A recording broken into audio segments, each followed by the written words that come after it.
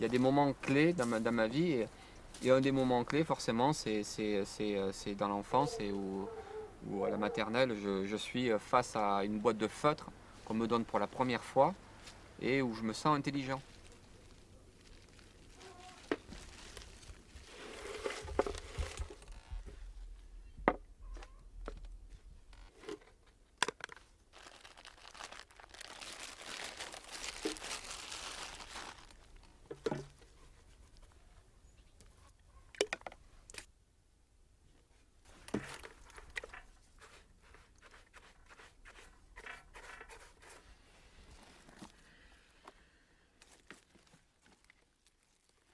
Ce sont des recherches que j'ai faites il y a environ une dizaine d'années sur des portraits. Au départ, j'avais une préoccupation, c'était d'exprimer la peau, la, la vie sur une face organique, en fait. Essayer de trouver, en tout cas, c'était les débuts de mes premières recherches sur d'accord, je peux faire un portrait, mais, euh, mais qu'est-ce que c'est que la chair, comment on peut aborder ça. Donc j'ai fait, c'était rigolo parce que j'ai fait des oreilles, j'ai fait des morceaux de cou, j'ai fait, c'est un petit peu tout en vrac. J'ai fait aussi beaucoup de dessins. Ah, ça c'est encore plus ancien, c'est dans des bars. J'ai dessiné des gens, j'ai regardé vivre, je voyais, j'essaie de voir comment euh, tout le travail d'observation, il est dans la découverte du réel, du moins de ce qu'on perçoit du réel. Dans le travail du peintre, il y a ce long cheminement comme ça de comprendre ce qui est vu et de se questionner dessus. Et j'ai fini par faire des portraits qui sont des portraits de face. Alors c'est étrange parce que j'ai toujours un abord à la fois. Là, j'ai mixé en fait l'abord classique où je ne fais que regarder, j'essaie d'être descriptif et purement figuratif. Mais il me manquait toujours quelque chose hein, dans ces approches-là. Et les pastels, j'ai fini par les vernir. Alors en les vernissant, je casse tout. Mais moi, ma préoccupation, c'était d'arriver à montrer un portrait qui était un portrait qui représentait une absence. Et donc, je fonctionne de manière classique avec des préoccupations qui sont on pourrait dire, de questionnement sur l'humanité. Je peux passer les portraits, j'ai mis 2 ans et demi pour faire ça. Et lorsque j'arrive au bout de ça, en général, c'est alors maintenant, qu'est-ce que je fais? Et je replonge dans les espaces où je n'ai pas été. Là, à partir des portraits, pour moi, j'avais découvert des choses sur la non-apparaissance du portrait, du moins. On pouvait aller au-delà de ça, et que même la représentation ne suffisait pas, qu'il fallait que j'aille chercher autre chose. Et j'ai fait un travail d'introspection. Moi, j'ai commencé à faire quelques dessins, et ces dessins sont devenus de plus en plus importants dans ma vie. Alors j'en ai fait 400 et quelques. Et donc là, ce sont des dessins qui ne parlent absolument pas du portrait, qui sont au départ des lignes, des vibrations, et qui petit à petit ont une incarnation soit végétale, soit animale. L'intérêt, c'était d'animer une surface et d'être dans le voyage avec la chose représentée. On pourrait dire que c'est le même processus lorsqu'on est enfant. Si vous voyez un enfant dessiné, il est, euh, il est dans l'action. Il fait un avion, l'avion tire, il fait on voit les petites balles, et il part du canon, et ça va tirer jusqu'au but, et le but explose, etc. Ça, c'est exactement ce processus-là. Il y a une notion d'instant et d'action dans la peinture qui m'a intéressé aussi chez certains peintres américains, mais aussi on peut le voir dans la peinture de la Renaissance, chez Rubens. On peut voir toutes les transparences, on peut voir les premiers traits, les glacis, rien n'est bouché, il y a toujours cette notion de transparence. C'est une base de la peinture, c'est d'abord créer l'espace. Alors à partir de ces dessins-là, j'en ai fait un bon paquet, et lorsque je suis passé en couleur, j'étais dans un, ah, j'ai essayé, j'ai réessayé encore et encore, et rien n'y faisait. Il y avait un manque terrible. Et c'est comme ça donc je suis passé à des référents picturaux et à faire des copies de tableaux. C'est chaque fois un questionnement, une copie. C'est, euh, c'est toujours un rapport poétique sur qu'est-ce qu'un élément. À la fois, il y a l'histoire du tableau. En refaisant des copies, on peut déceler les codes symboliques et l'histoire. Mais pour quelqu'un, pour moi par exemple, qui ne suis plus de cette époque-là, le rapport de la matière est encore plus, je pense, poétique parce qu'il est détaché de son contexte social. Moi, je nous vois dans un guerrier de Rubens, je vois la cuirasse, je vois le motif, et je vois une géographie structurée d'éléments, de substances à côté d'un ciel, par exemple, transparent, bleuté, et que ce rapport-là, complètement abstrait, je pense qu'aujourd'hui, il peut prendre beaucoup, beaucoup de force. C'est en le voyant comme étant quelque chose de l'ordre de la structure, quasi scientifique, on pourrait dire. Et, euh, et moi, quand je travaille une copie, j'ai tendance à la regarder comme ça. Et ça, j'aime bien ça. Et j'ai fait une série aussi de couples. Alors l'approche déjà ici, elle est un peu moins précise qu'au 18e. Et ça passe à cette approche-là. Là, déjà, les vêtements disparaissent. J'en retiens, je dirais, une sorte de quelque chose de charnel au niveau des corps et de l'espace des harmonies colorées.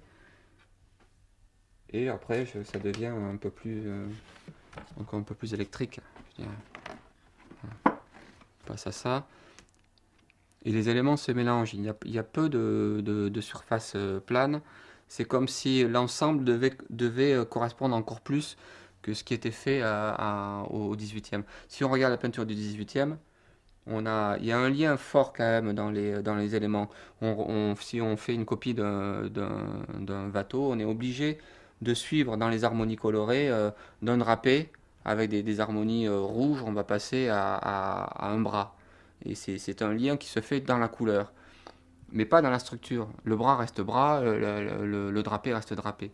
Et, euh, et comme si la représentation devait rester encore là, mais avec la conscience du moins que la matière elle est complètement dispersée et que l'on va chercher encore plus loin. Il y a aussi le thème des racines de l'homme entre ça fait partie des questionnements que j'ai, c'est-à-dire on rend l'homme de plus en plus abstrait et on s'entoure d'abstractions. Euh, une caméra, un portable, une machine électrique, électronique, etc. Et donc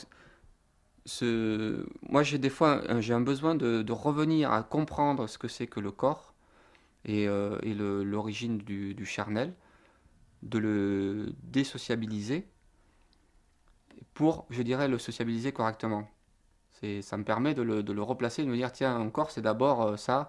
C'est comme sur le rapport j'ai fait des séries de couples où dans des, euh, dans des lieux comme des salles de bain, il y en a un peu plus loin là-bas, si on peut se déplacer.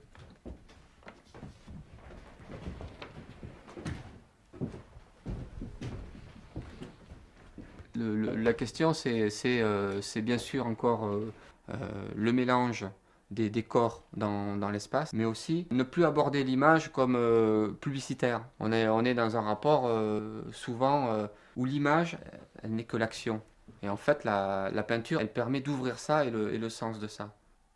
Dans ce travail-là, des salles de bain, des intérieurs, euh, c'était la forme, la figuration est arrivée très très fortement et ça m'a même et surtout qu'il y a des référents aujourd'hui de grands peintres comme Richter qui ont abordé la figuration et qui travaillent d'après une documentation soit de photos, soit de films ou même d'images numériques. Et pendant longtemps, je me suis posé la question, je me suis dit, bah, j'avais tendance à aller vers ça. Parce qu'ils ont trouvé des choses là-dedans. Ils ont trouvé le lien entre l'image numérique, sa structure en tant qu'image de rayonnement, chose qui est très proche de l'atomique, et le quotidien. Et c'est là-dedans que l'image elle est forte. Ça reste de la peinture. On est dans la magie de quelque chose qui est une substance, et c'est complètement atomique aussi. On est dans cette chose-là où on peut la montrer grâce à une image, un flou. Ce qu'avait mis en place Bacon, c'est beaucoup de gens derrière sont allés chercher ça.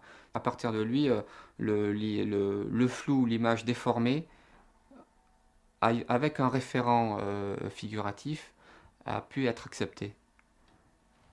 Parce que ça colle à l'image, à la représentation, à partir de photos ou de documentation, je dirais, réalisées, des reproductions qui sont le fruit de la technologie et pas du regard. Tout le monde peut faire maintenant une photo floue et complètement abstraite et trouver ça très beau.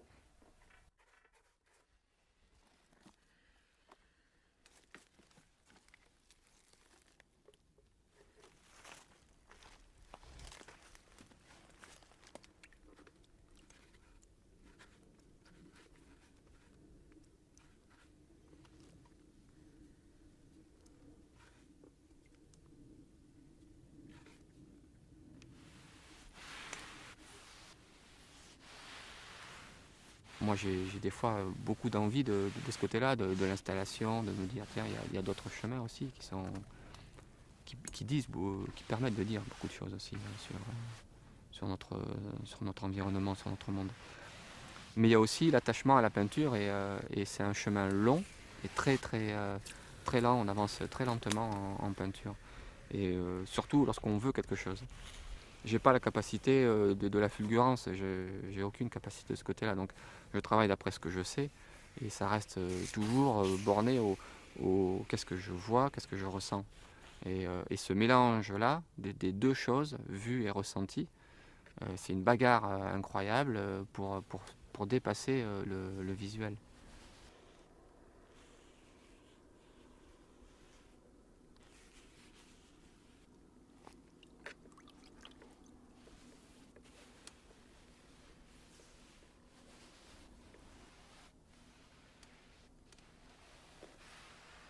L'essentiel, c'est que l'espace avance et aussi qu'il y ait toujours, grâce à la lumière et à la couleur, quelque chose qui soit de l'ordre de la réalité grâce à l'éclairage. La couleur et la lumière, elles amènent du concret. J'aime bien être dans des lieux de plus en plus à l'extérieur parce il y a une... déjà, il y a l'espace et on le sent de manière très très forte. Et aussi, il y a une volonté de, le, de le faire encore plus circuler. C'est comme si par exemple, dans le concret, ici, il y a la sensation de l'espace, il y a de l'espace aussi, mais il y a encore plus d'espace que ça. Et cet espace-là, c'est ça que je cherche en fait. C'est-à-dire qu'il y a sous la terre, il y a une immensité de terre. Et derrière le feuillage, il y a encore une immensité. Et c'est cet ensemble-là, c'est la conscience de tout ça que j'essaie dans la peinture de vivre.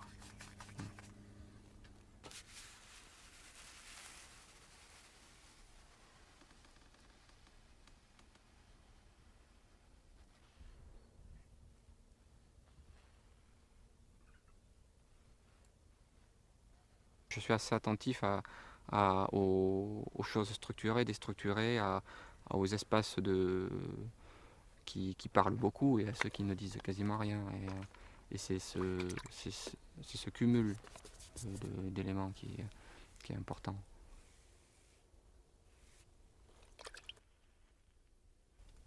C'est comme dans des œuvres classiques où il y a un lien incroyable entre tous les éléments. Ils sont exprimés, et ils sont faits vraiment avec une intention forte, mais ils servent d'autres éléments. Et c'est une circulation comme ça. Il y a beaucoup de liens pour moi dans ce que je fais et la peinture de la Renaissance ou même jusqu'au 19e siècle.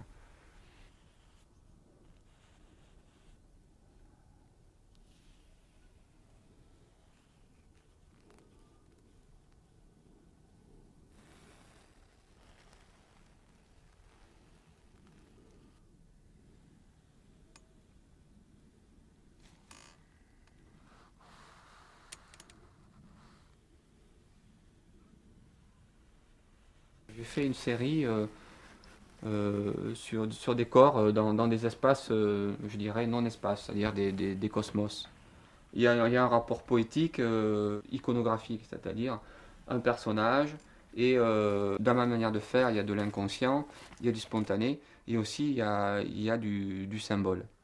Donc on voit une femme ici, avec un arbre, avec de son sexe coule une fontaine, dessous il y a une maison, l'arbre donne des racines qui descendent.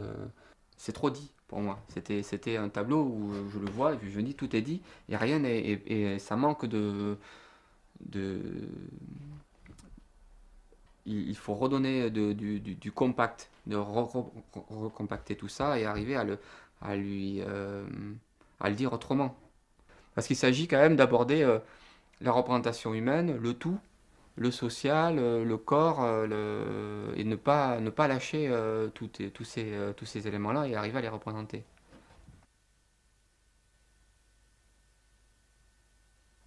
Et j'ai repris un travail de portrait avec un ami qui a un chien, Fabien. Parce que je trouve que il y avait lui et son chien, en fait, pour moi, était intéressant parce qu'il faisait une entité. Et symboliquement, c'est l'homme et l'animal, il y avait un lien. J'aurais pu faire peut-être le portrait d'un cavalier, mais bon, je le connaissais bien, c'était un bon ami. Et, euh, et le travail que j'ai fait, c'était dans sa face d'homme, c'était l'animaliser et aussi le rendre paysage. Et alors, j'ai ce portrait-là qui reste, j'en ai fait beaucoup et je me suis planté de 10 000 fois. Et le seul qui m'intéresse, c'est à peu près ça. C'est une sorte de tête où on le reconnaît plus ou moins quand même, parce que je tenais à ça, à sa structure de face. Euh, et à l'intérieur, alors j'ai commencé à mettre des petites cascades ou un début d'arbre et quelque chose qui revenait des dessins d'introspection d'il y a plus de 12 ans. Et là, pour moi, j'avais fait une connexion. Voyage intérieur, dans le paysage et forcément dans l'homme.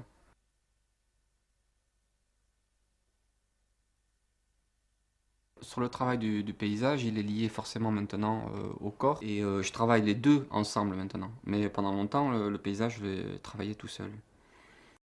J'ai fait de nombreux voyages à l'étranger et réalisé des carnets de voyage. Et rentrer ensuite en France et travailler dans mon atelier, j'avais toujours ces impressions fortes de lieux, me venaient naturellement des choses que j'avais déjà réalisées au cours de mes voyages. Et, euh, et des choses qui avaient des espaces très amples. Le désert de Gobi, il y avait la mer du Japon, des choses comme ça. C'était pour moi des, euh, des espaces pleins d'aventures, je dirais, et de possibilités, de sensitivité qui étaient hors du quotidien. À partir de là, le travail de fond que j'avais à faire sur mes peintures était lié à l'apprentissage des aquarelles que j'ai réalisées en voyage. Et ça m'a permis d'incorporer la lumière. Voilà, donc ça c'est ce panel là. Et, euh, et ça aborde, c'était le prolongement d'une série de forêts que j'ai réalisées l'an dernier. Je me suis posé dans une forêt et avec l'envie d'être que dans la sensation et absolument pas dans le descriptif. Pourtant, j'étais face au motif, mais avec une attitude d'introspection. Donc en fait, le paysage, je dirais que c'était le paysage qui m'a rencontré et pas moi qui allais vers le paysage. Donc à partir de ça, j'ai retenté l'aventure dans le bois, dans un autre espace qui était un peu plus refermé, parce que pour moi, l'idée du corps pouvait arriver dans un lieu qui était plus clos. Alors je me suis installé dans une sorte de creux où en général l'hiver il y a de l'eau et une sorte de petit étang, mais l'été c'est sec. J'ai bâché en haut, ça fait une sorte de coque comme ça dans le bois et j'ai pu installer tout mon matériel. C'est un petit peu sombre, mais il y a juste assez de lumière pour pouvoir peindre. Et là-dedans, on fait le phénomène du paysage et du corps liés. Voilà. Et donc j'ai une série de toiles qui ont pu apparaître. Alors pour moi là-dedans, il y a alors peut-être que c'est peu descriptible, mais le corps il y est de manière évidente pour moi. Mais surtout, ce qui m'importe, c'est de donner de l'impression de profondeur et aussi dans l'impression de profondeur, c'est parce que le voyage que je réalise, j'ai besoin qu'il soit concrétisé visuellement. Donc, en travaillant, c'est ce que j'expliquais tout à l'heure dans le bois, il y a ce phénomène de la profondeur et de l'événement qui fait que petit à petit on se rapproche du sujet et que le sujet arrive par le cumul des instants. Je vais vous montrer une autre toile.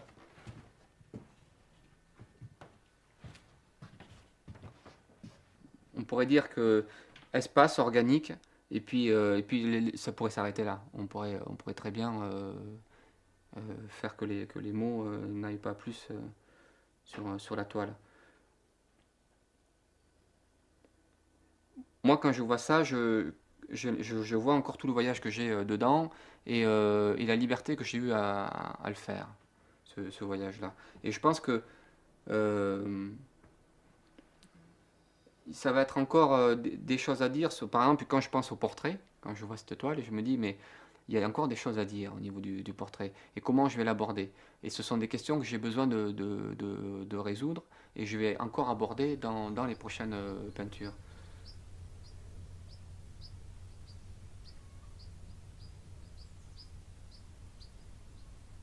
Une bonne toile, c'est une toile dans laquelle j'ai été vraiment transporté et qui au final me surprend complètement jusqu'au bout, alors qu'elle est structurée, dessinée, elle est présente,